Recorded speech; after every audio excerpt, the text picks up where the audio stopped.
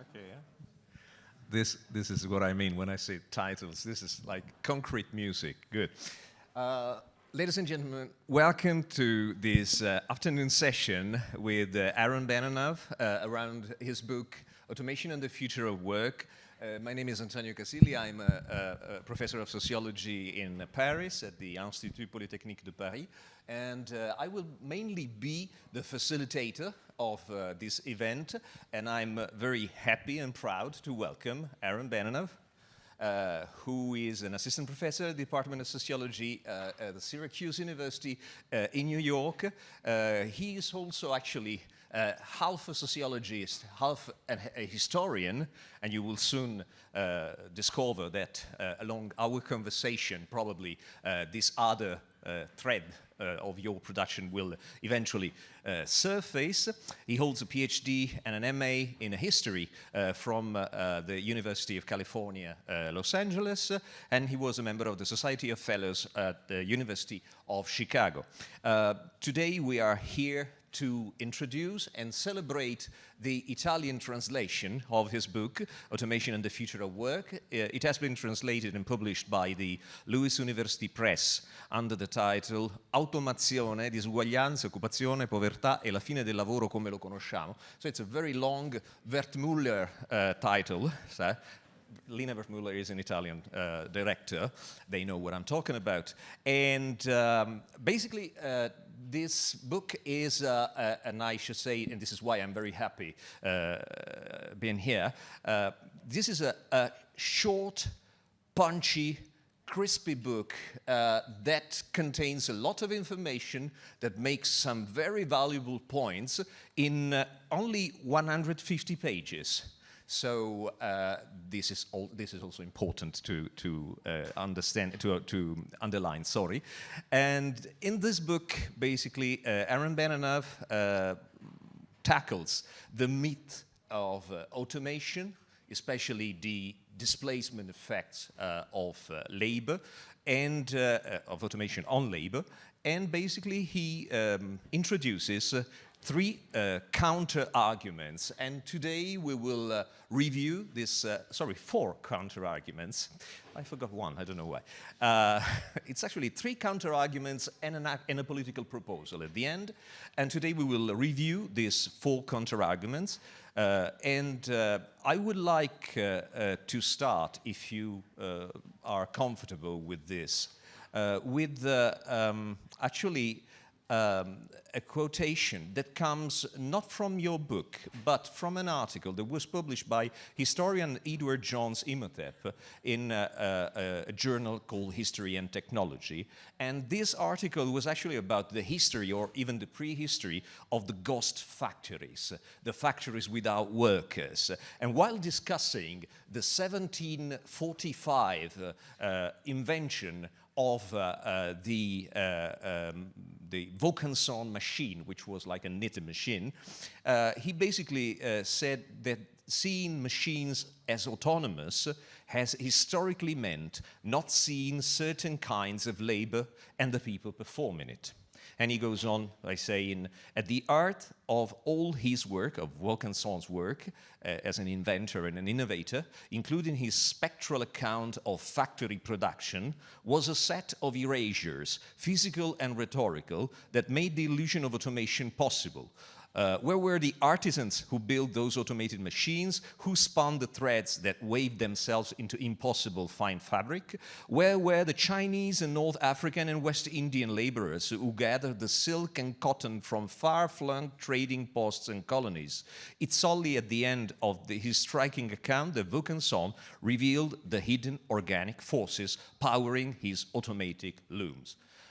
So this is one way of, entering the topic of your book, which focuses on today's automation. But this is also one way of saying that the myth of automation has been around for centuries. So what do we do about it, and why did you choose to especially focus on it in your book? Yeah, I think that that's a very interesting quotation.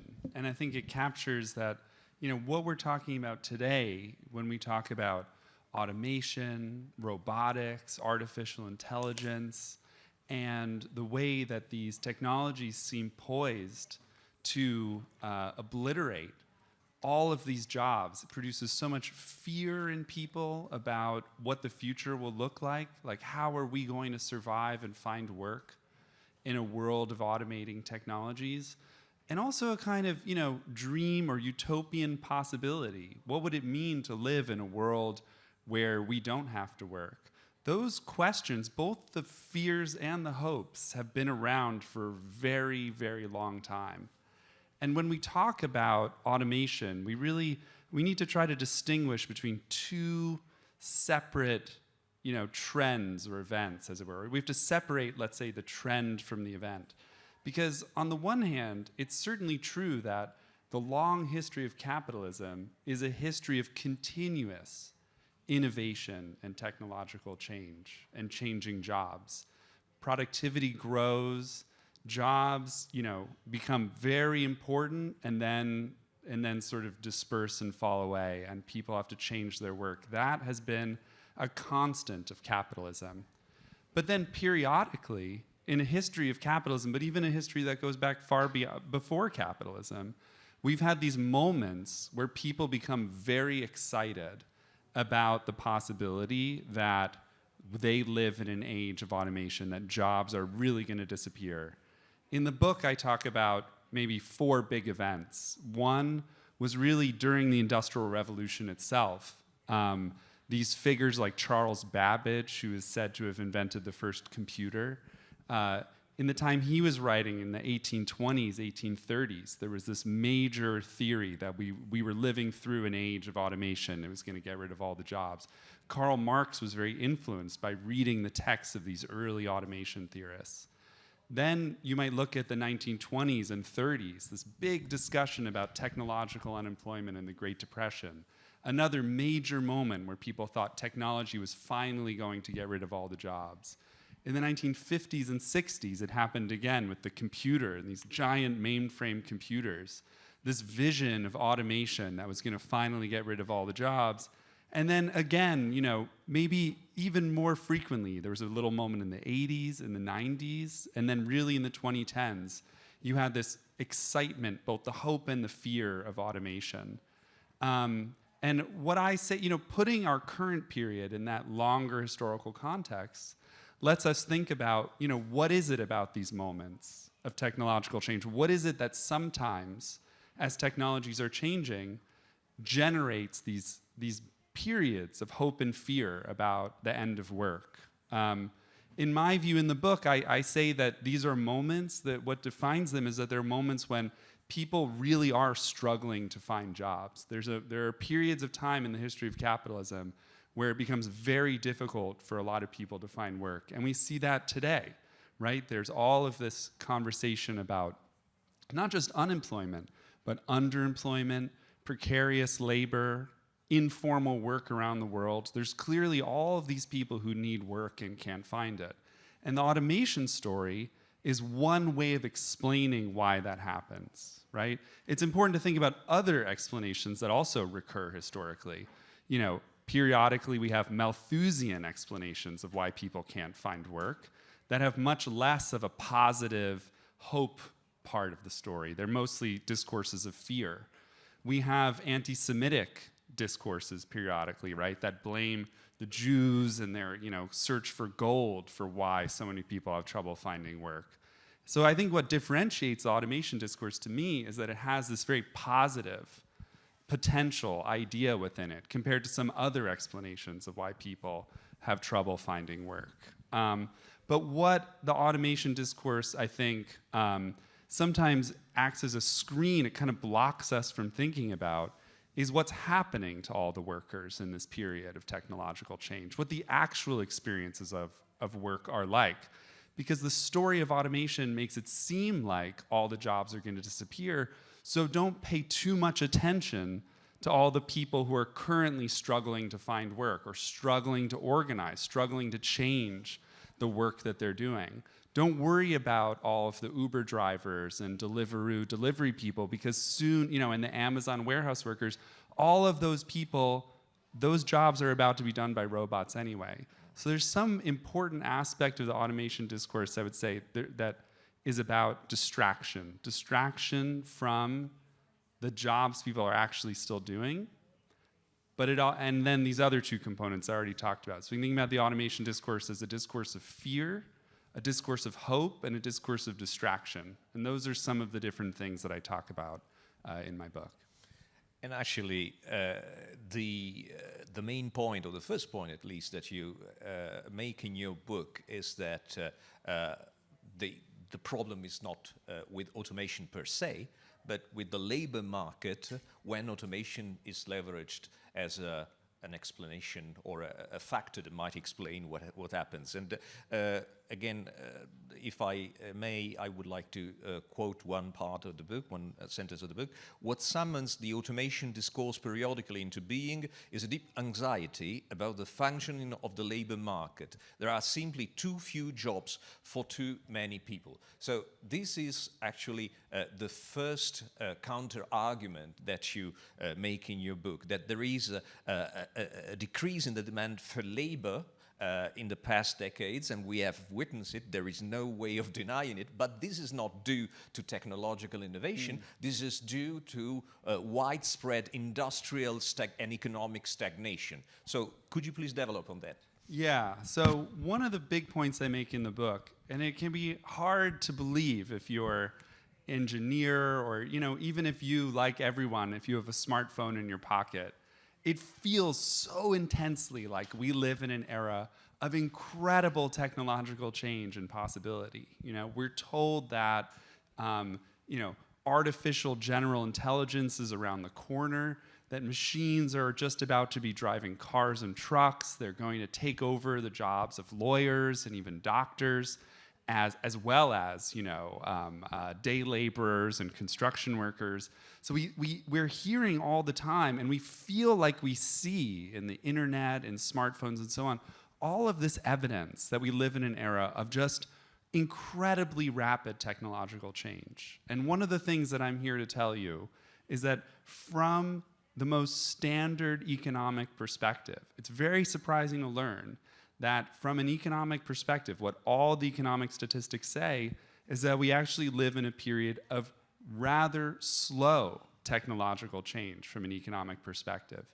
Instead of labor productivity rising at a faster pace than ever before, which would happen if people were being replaced by machines, and if machines were doing more of the work, then the number of hours of labor it would take to generate all of this additional production would be much smaller, and that would show up in the statistics as a very fast pace of labor productivity growth. But in our era, labor productivity is growing at a slower pace than it has in 70 years.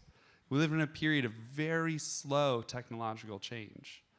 And this is very surprising. And actually, one of the most famous mainstream economists, Robert Solow, named this. It's called the Solow paradox. He said, we see computers everywhere in society, but not actually in the productivity statistics.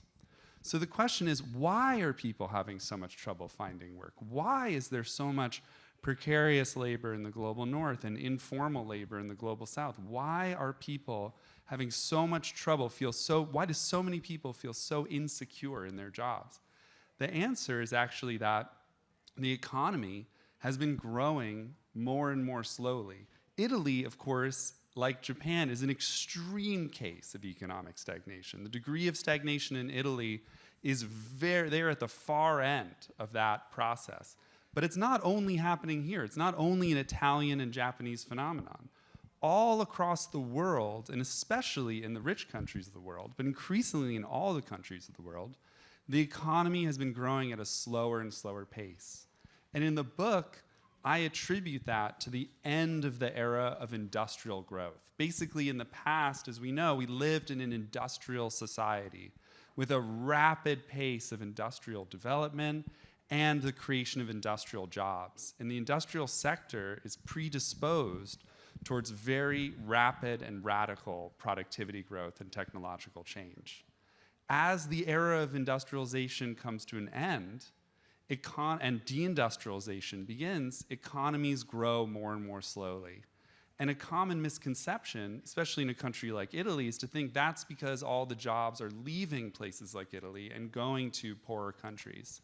But what you might be surprised to learn is that a lot of those regions, so for example, I'm from the United States. We always talk about how jobs are leaving the United States and going to Mexico. But what you might be surprised to learn is that Mexico has also been deindustrializing since the 1980s. You might think all the jobs, it's because all the jobs are leaving all of these countries and going to China. China experienced a very rapid period of industrialization from 2002, roughly when it joined the WTO, until 2012. But even China has been deindustrializing now for 10 years. And China's economy is growing more and more slowly as a result. The entire world, according to the UN, is deindustrializing now for a decade. And so this process, which in my view is much more attributable to the spread of technological capacities around the world than to a particularly rapid pace of technological change. It's globalization that is really at the heart of the experience of technological and economic stagnation. But my view is that it's this stagnation tendency that's really responsible for the fact that people can't find work. Our technology appears to be a technological change appears to be unfolding at such a rapid pace in our society only if you measure it against the yardstick of a much slower pace of economic growth. In fact, in the past, they had both much faster technological change and much faster economic growth. Our period is slower all around. But it's that slowness that's generating what I call a low demand for labor. It's the slow growth of the economy. Another way to think about it is we don't live in an era where jobs are being destroyed at a rapid pace. Every economic measure shows we actually live in a society where people get stuck in their jobs. It's not that they're constantly changing jobs. A lot of people get stuck in jobs they can't get out of. They don't have opportunities to leave. That's the big problem. The problem is a lack of jobs being created. That's the hallmark of a stagnating economy. And just to provide an element that might resonate with the experience of an Italian audience, when you talk about deindustrialization here in Italy and in other parts of Europe, we have been living it as, for instance, also the emergence of a service sector that has become so pervasive that it has basically colonized several other sectors here in Italy. And now, one point that you make in the book is that the service sector is actually important, and we should focus on it because a couple of things happen over there in that sector in particular. Some trends are even more exaggerated. For instance, what you were mentioning about productivity of labor, especially for countries like Italy, in the service sector is actually negative. Yes. And now this is kind of counterintuitive because when one talks about technological innovation, and the introduction, I don't know, of artificial intelligence in the workplace and other forms of automation, the accompanying discourse is basically that this will boost the productivity of labor. So what are we dealing with here? Why does this happen? This is a very good question. So we live in societies where the vast majority of the population, vast majority of the workforce works in services. And actually, this trend toward a service economy has now become global. Sometime in the last 2 or 3 years, the entire world's workforce became majority service-based, which is an incredible transformation in humanity. But the service sector is beset by a very deep and persistent problem that none of the technologies we've seen so far have changed. And this problem is named after a very famous American economist, a mainstream economist. He was not a radical. His name is William Baumol. And the problem he described is now called Baumol's cost disease. And what it says is that in the service sector, there's just an endemic problem of low productivity growth. It's very hard to produce more or expand the production of services without using more labor to do it, right? And so in general, in the service sector, if you want more healthcare, if you want more teachers, if you want more business services, you have to just hire more people. And as a result, services tend to become relatively more expensive over time. Hospital beds become more expensive. Education becomes more expensive. The problem is the difficulty of increasing labor productivity in that sector. And so as workers shift over to services from industry, that makes the problem of low productivity growth even worse because it puts more and more people in these low productivity activities. It seems like information technology should really transform that. And ever since the 80s, people have said computers are finally going to resolve Baumal's cost disease, but they never have. And part of the reason for that is that actually the information economy, which feels so important because we're all glued to our little screens. It feels like the information economy must be such a big part of the economy. But in terms of the number of people who actually work in the information economy, it's not that large.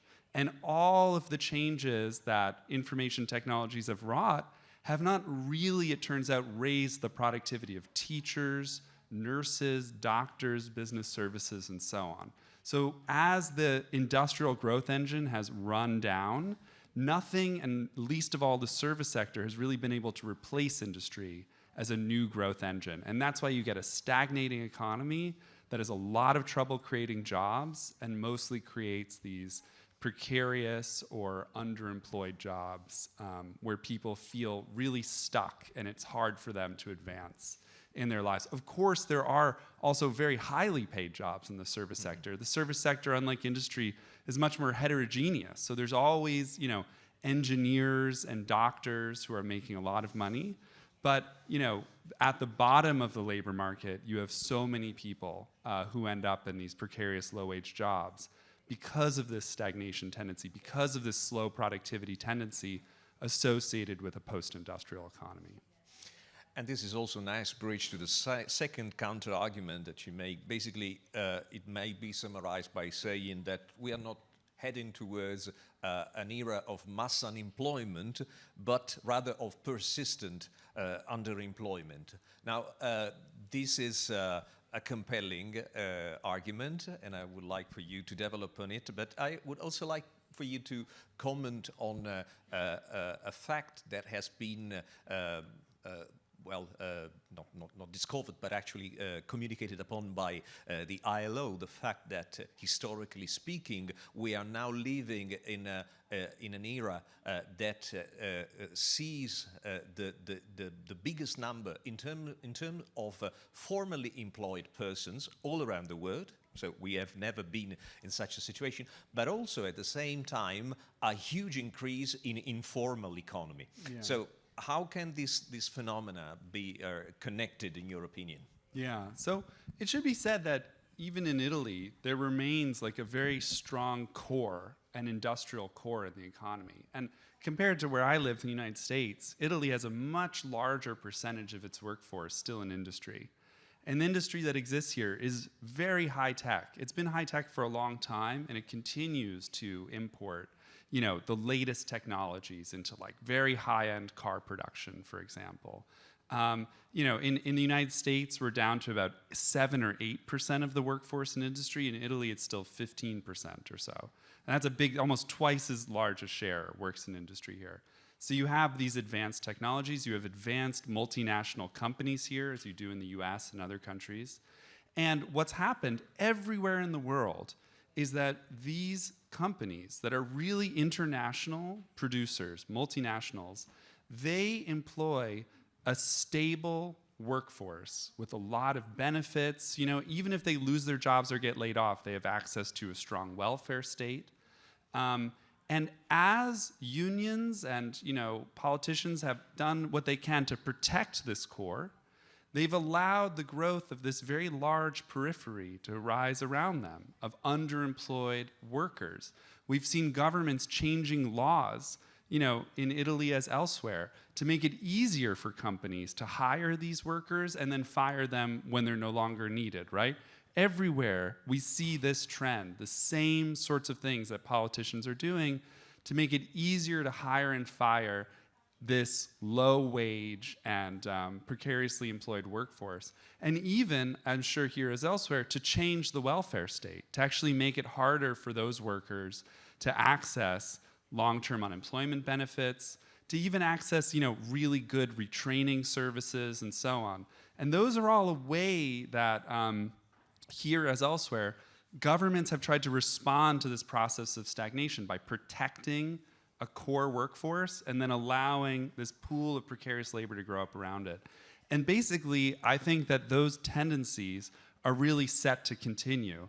And whatever exists here, think about youth unemployment in a country like Italy, which is already, and I don't say this isn't an insult, quite an old country. The number of young people here is shrinking all the time, just for demographic reasons.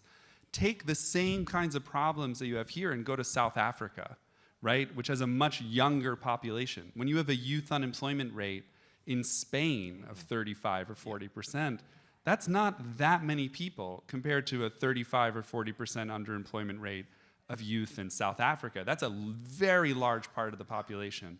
So if you go to these other places, you'll see that the size of this precarious, in the global south, it's instead called informal workforce, is truly enormous. And then on the world scale, the share of the world's workforce that has stable jobs, that even has formal jobs with formal employment contracts, that represents a minority of the world's workforce. The majority of workers around the world exists in an extreme form of precarity called informality. They're employed informally or in the informal sector.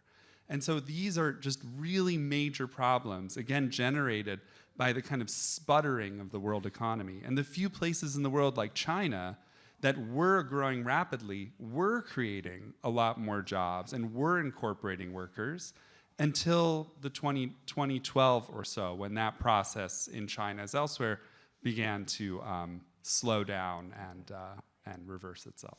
Yeah, and this is just to follow up on that.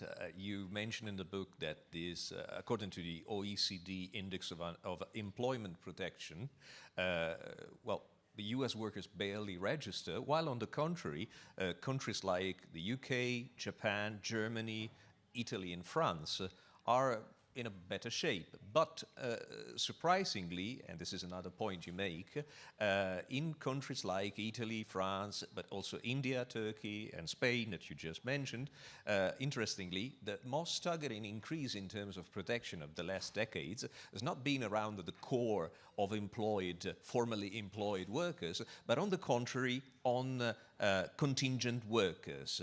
And this is again, counterintuitive, and I wonder if, in your opinion, on the one side, some policies that were put in place in those countries, I'm thinking about here in Italy 50 years ago, we introduced the notion of parasubordinazione, which means that there is something halfway between formally employed and self-employed, and this thing is equated to subordinated work, to employed.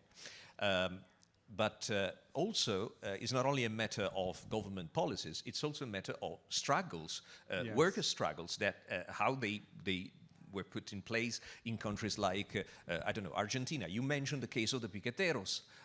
These are things that eventually make precarious work more visible on yes. the national and international stage, and that push towards a better protection for those workers. So what do we do of this? Yeah, I think that's really important. And even in the United States, you have movements like the Fight for 15, efforts to raise minimum wages, efforts to, very important, I was talking before about Uber and Lyft and these kind of delivery companies that say, look, don't pay that much attention to our workers. We're going to have all of this done by delivery bots soon, or by robot driving, self-driving cars. There have been real efforts of workers, in spite of these, discourses of fear, to organize themselves and to fight for legal recognition of their work and for higher wages and for protections. And these are all really important features of the present moment, and especially in the pandemic. I think we saw, a need to extend to all of these precarious workers a much greater degree of protection, right? So those struggles are really important in countering some aspects of the automation discourse. And I guess what I would say, going back a little bit to what I was trying to talk about before, a lot of the stories we hear are about how all of these jobs are going to be automated out of existence. There was a very important study around 2012, 2013 by these two Oxford researchers, Frey and Osborne, that said that 47% of jobs today are going to be automated away. And journalists loved this line, and it's repeated endlessly. You still hear it talked about. But it was already the case 5 years ago that the OECD, MIT, other organizations looked at what Frey and Osborne said, reevaluated the numbers, and said, actually, these guys were wrong. They were so wrong. Like, they were wrong at the level of, very basic how they coded different jobs. And the OECD and MIT reran the numbers, and what they found was that something like 12 to 14% of jobs are likely to be automated out of existence. Actually, OECD said 9%. 9%, even less. Even less.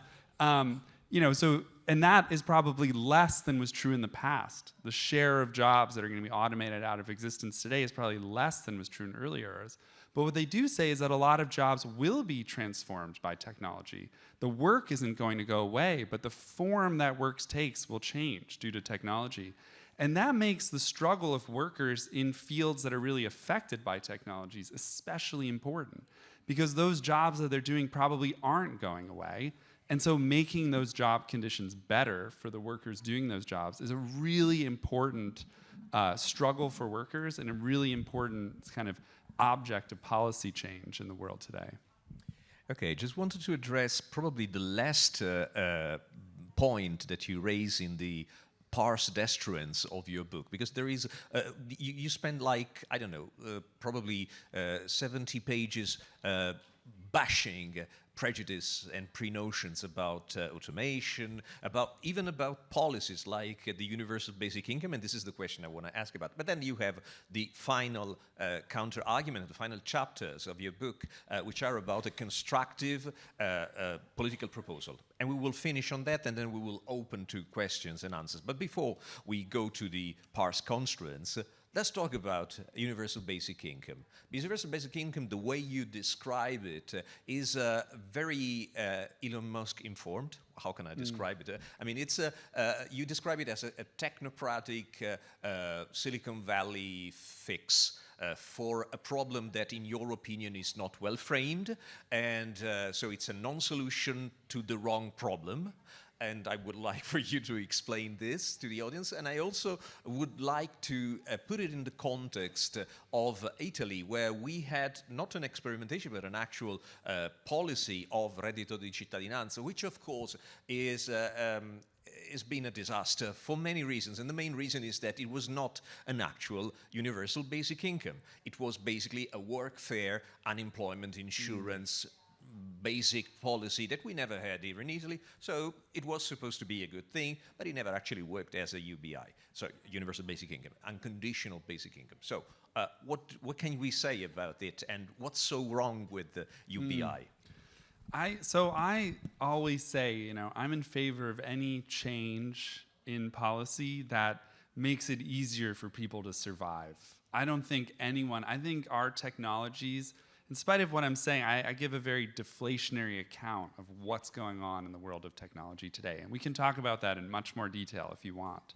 But I do think that we live in a world where technologies are so advanced that no one should have to worry about surviving, right? And the universal basic income proposal in its strong form is a proposal that says we should give people enough money so that they don't have to struggle to survive. And I think that's a very positive idea, and I think that's why this idea appeals to so many people.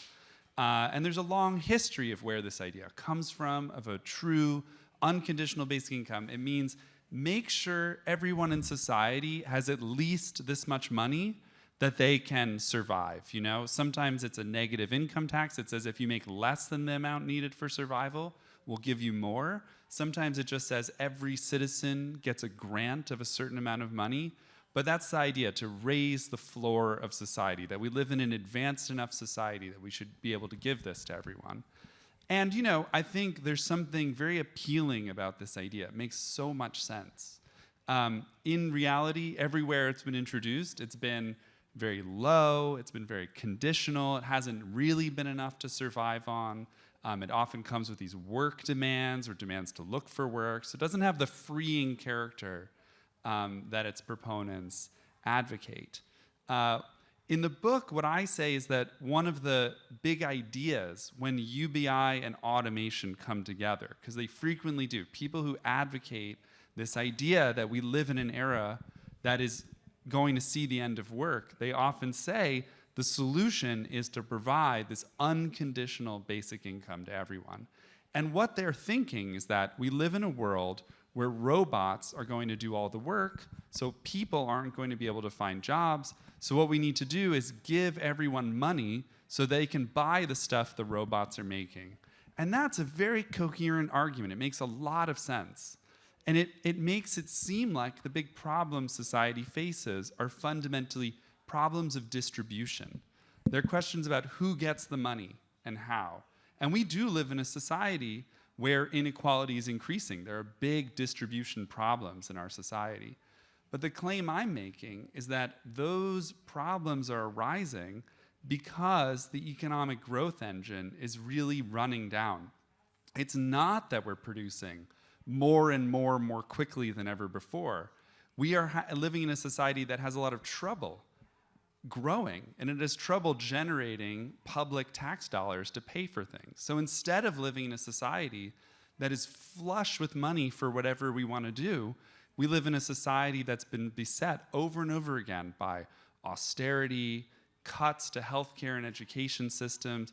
Cuts have been the word on the table for a very long time. And in my view, if we did implement a basic income, it would face a lot of the same problems and calls for cuts that other welfare programs have faced. So it would be very hard to imagine in the real world we live in, not the world the automation people are projecting, but the real world we live in, it would be very hard to imagine that a universal basic income could be instituted, could be set at a high enough level, and that could then continue to grow to create this kind of post-scarcity world. Because the problem that we face, the problem we need to deal with, is a deeper problem of reconstructing the economic engine of our society. And sometimes, when I talk about this, I give the example that in the 90s and in the early 2000s, a lot of people said, all we need to do to fix climate change is just to implement a carbon tax. There's this market solution, and it's a minor fix. There's just one little problem with the market. They forgot to price carbon, and if we just put a carbon price, that will solve all the problems. Now, people increasingly don't think that. They think we need big public investments and big changes like planning to switch the infrastructure of a highly fossil fuel dependent society to a renewable energy society. They say we need a giant change in public investment. Carbon tax isn't going to be enough to do it. And in the same way, that's what I'm saying about basic income. It seems like a little fix we can make to a market society, but it turns out the problem we face is going to require a much bigger change in society, a much bigger change in how we relate to the future, basically, than what this basic income story allows us to do. And now, to finish on a positive note, let's talk about the political proposal contained in the final chapters of your book, which, as I discovered subsequently, it's actually the topic of your next book, or at the time only a manuscript, but soon will be a book about post-scarcity. So a post-scarcity society is your proposal for a society that is not fully automated and yet can live through a certain type of abundance. You also say that this post-scarcity society is not a literal cornucopia. It is not necessary for us to overproduce, but you insist on some political structures or infrastructures to be put in place, or even attitude, like when you talk about cooperative justice, and this is extremely interesting, and I would like for you to develop on that. Also, a quite surprising statement when you say that a post-scarcity society is a frame of mind. So what do you mean by that? So, you know, I've been talking a lot about automation as a kind of discourse of distraction and fear, but a big part of the book I wrote is about hope in the future. Because I think that when we talk about automation, you know, and I'm explaining, well, it's not really happening the way they say it will. It's not really going to end work. It'll change work, but that means we need a real struggle over what work is going to look like. Automation is also really is a story of hope, and I think it's a really important one because it's an account that says when people talk about automation, they're saying we should get to a world where we don't have to work, and that the defining feature of that world is that we won't work, and yet we'll have everything we need, right? It's a vision of a world where people become, in a really important sense, beyond scarcity, post-scarcity, in the sense that they no longer worry about their survival. It's not the way the economists use the word scarcity, it's an older meaning of the term. And it implies this kind of, you know, when people talked about overcoming scarcity in the past, they didn't mean never having to make choices. They were referring to a world where no one has to make choices in which their survival is at stake. And that's the beautiful idea of this world of advanced technology and of, you know, automation technologies. The thing that I say in the book is we actually already have we have technology already advanced enough to produce a post-scarcity society in this sense. We could reorganize the way we work, reorganize the way that we distribute goods in a way to create a world where no one would have to worry about their survival. And that there's a great book about this by an economist and a psychologist called Scarcity, Why Having So Little Means So Much. And what they document in this book is the incredible changes in the way people relate to their entire lives when they don't have to worry about their survival. It's incredible, the way people make decisions, their openness and creativity towards problems they face. People have much more mental space when they're not worried all the time about surviving. And we already have the technologies to make a world like that. We could do that if we changed fundamental things about our economy.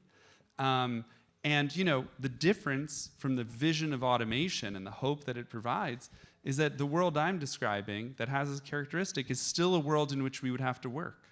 It's not to say, we wouldn't have to worry about how we organize work or organize the economy. Computers, AI, all of that stuff is going to take care of that. I'm saying, actually, it might be another 100 years before computers and AI have that possibility, if they ever do. But we need to change what we do right now. We are already, especially in a world facing climate change and stagnation, we need to change these things now, or we're going to face a world where insecurity breeds hate and fascism and ultimately prevents us from achieving the kind of coordination we need to handle and respond to climate change. So we can build that world, but it means figuring out how to share the work that remains to be done, how to organize it, how to change that work so that it corresponds to a world in which people are no longer working out of sheer necessity and fear for their survival. Another world in that sense, I think, is very possible. Thank you very much. And I would like with this to open to conversation with you, questions and possibly answers. And if you want, you can ask your question in Italian. We'll do our best to translate.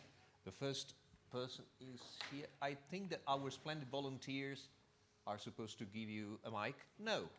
Yes. Thank you very much. Do you want to do rounds of questions? Yeah, like I think we will take 2 or 3 questions and then, yeah.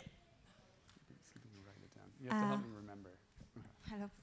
I want to ask if we could reduce the fear of the future and increase the hope with new technologies, for example, simulating something that the people can experience in the future. And in general, how can we reduce the fear and increase the hope with the technologies or not? Great. Okay, second question is the gentleman over there.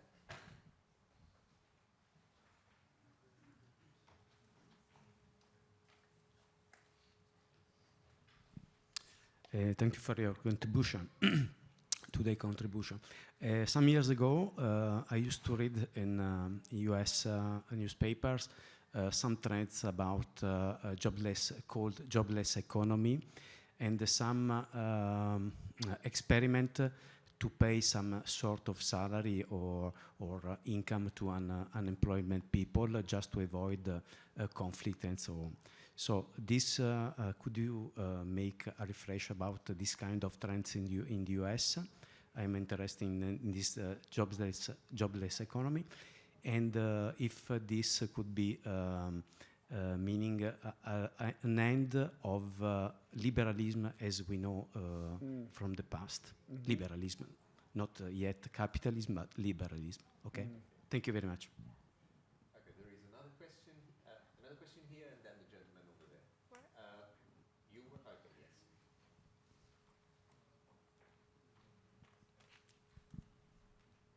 Thank you.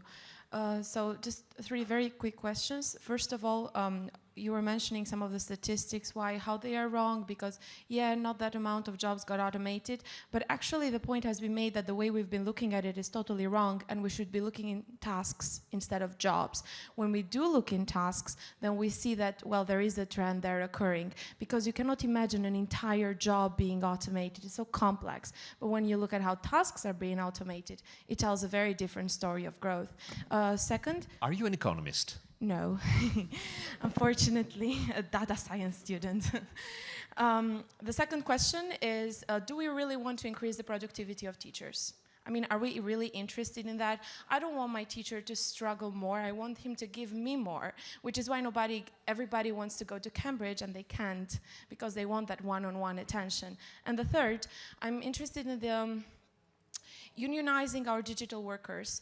Like you see all this promotion of, yeah, you can be a freelancer, you know, you're a digital nomad, all these empty words, but these people, ill-informed about the welfare state, have no idea about how to pay their pension, how to accumulate benefits, how to do any social stuff. They just want to travel and buy an Apple Watch, but there is no sense of the future among, especially the younger generation than us, you know, like no idea about the welfare state.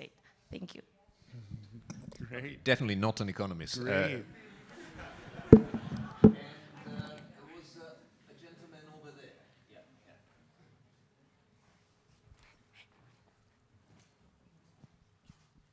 Thank you. I would like to ask you about, there is this bottleneck, all right, that is wealth distribution.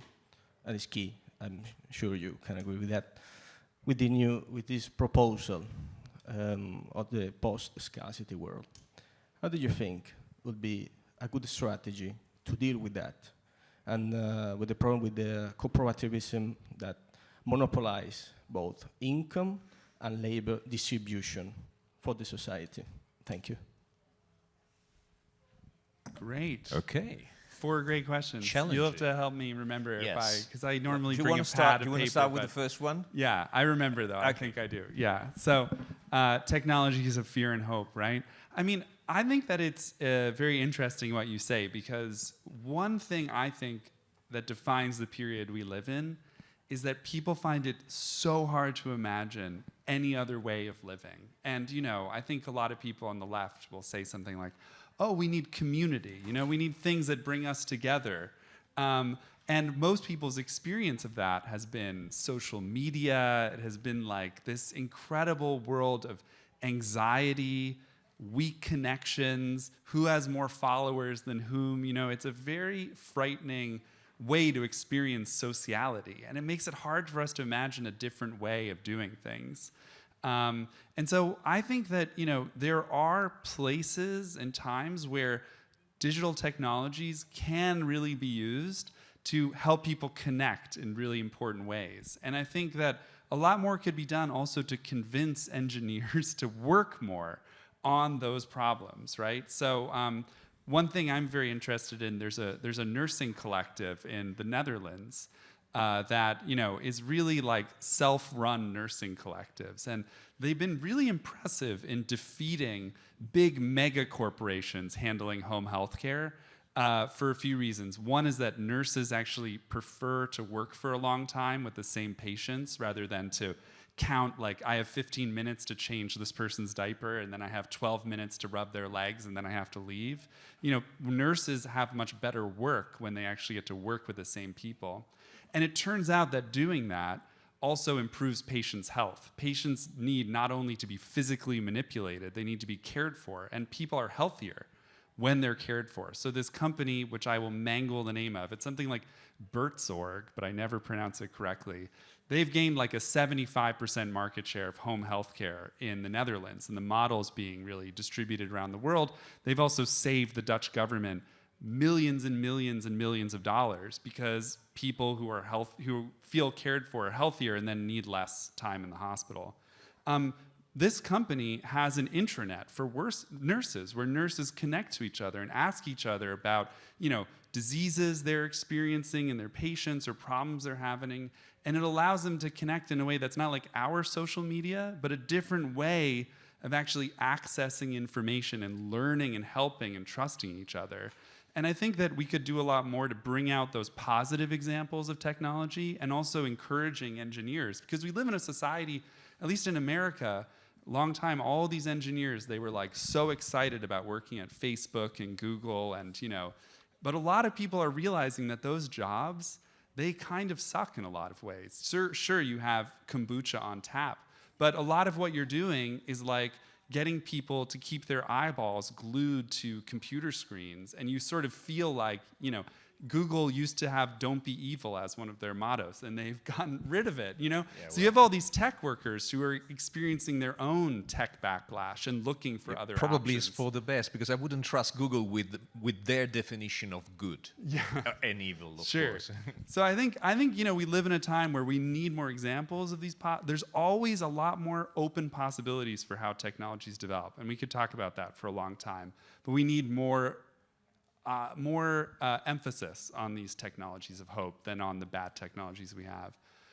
The next question was about jobless recoveries, which I think is a really important phenomenon. And I would emphasize that in the economics literature, they've really shown that the problem we face today is not that when the economy grows, it creates fewer jobs for every percentage point of growth. It's just that the economy isn't growing as fast. And that's why not as many jobs are being created and why there's this history of jobless recoveries. It's really true that if you take someone who's 50 years old and unemployed and looking for a job and unable to find a new job, and you just say to them, you're retired, actually. You know, you don't need to find a job anymore. We're just giving you early retirement.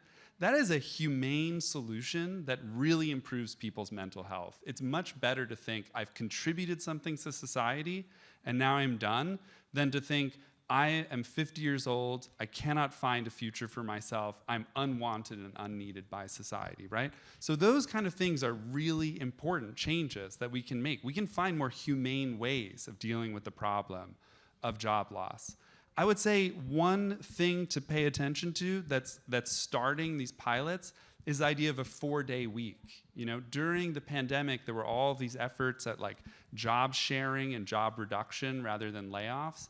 And there are now all of these experiments to introduce a 4-day work week and to kind of think about the problem of people not having enough work in that way. I think that's a very positive possibility for us, because it speaks to the fact that we still need a lot of work to be done, but it would be better to share these stable jobs rather than to have this kind of core periphery dynamic. We can talk more about that. Tasks versus jobs. That's the point. So when those studies of task automation are done, what they show is that, you know, some of the work of a translator is going to be automated, but you're not going to get rid of a need for translators. And you might just have more translations that can be done now, you know? And no one knows on balance how many jobs are going to be created or destroyed as those jobs are being changed.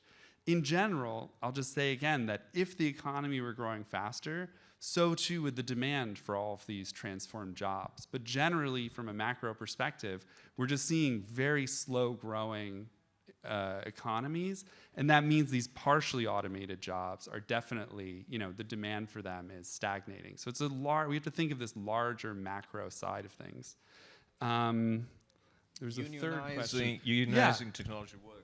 Yeah, I Sorry, think I that, skipped the one about the teacher because it strikes too close to home. I mean. no, well, but that's true. I think, I actually don't think that we should respond to the problems I'm describing by trying to figure out how to re-rev the growth engine, how to get to a world of much higher productivity growth. I actually don't think it's possible. And I think a lot of the reason is what you were saying, or what I was saying about the home healthcare aides. That actually there's a work of care and connection that we don't want to automate out of existence. Students going to school on Zoom was a horrible experience for students. And I can tell you now— And for professors. when I've had to teach online because I'm traveling to do book talks, my students are like, oh, we can't go back to that. It was such a horrible and alienating experience. So I think, we need to find a way to change the economy to adjust to a world of slower growth. A world of slower growth doesn't have to be a horrible, stagnating, and precarious economy. It can be, with a different way of organizing the economy, these can just be positive experiences that we have instead of a problem that society faces. And then, wealth Distribution. Yeah, there's no way to solve these problems without massive taxes on existing wealth. There's just no way to do it without, whatever you want to call it, confiscatory, expropriating, high taxes. There's no way to do it without major taxes on wealth. And that would be an argument I would have, though I can't go into it here, with like MMT-style views. We actually have to take wealth and then use it in a public way. We need a much stronger degree of public investment, and we also need, as a result, to imagine a world where multiple different kinds of stakeholders are in control of how those funds are being used. I would like to see Amazon not broken up, but transformed into a place where, customers, as well as the workers in the warehouses, as well as all these engineers and technicians, are part of a conversation about how to develop and transform this massive part of our economy that is, delivery and warehouse services. And I'd like to see that for a lot of different aspects of the economy, that we have a public but also more democratic and stakeholder-based control over a lot of the things that have become essential to our lives. That's only going to be possible if a lot of the wealth— look at what's happening with Twitter now. I mean, it's such a good example of what was supposedly a public, what do you call that, square that had to be protected. It was a profitable company, but not highly profitable. Elon Musk says he's going to buy it and make it better. Instead, he's trying to do everything he can to make it profitable, and he's running it into the ground. It's a real sign that these things, people like Elon Musk, he would actually be mentally a lot more healthy if people took away a lot of his money. I think personally, he would benefit from that confiscation. So it's as much for Musk and Bezos and to solve their mental problems as it is a survival issue for us to take away their wealth. Succession is real. If you've seen that TV show, that's really what the lives of those people are like. And the only thing we can do to help them is to take away their money. Well, and on this...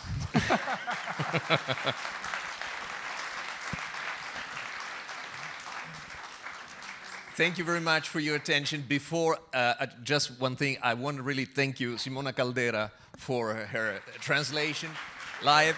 Yeah, thank you so and much. Of course, give it up for Aaron Benanav. Yeah.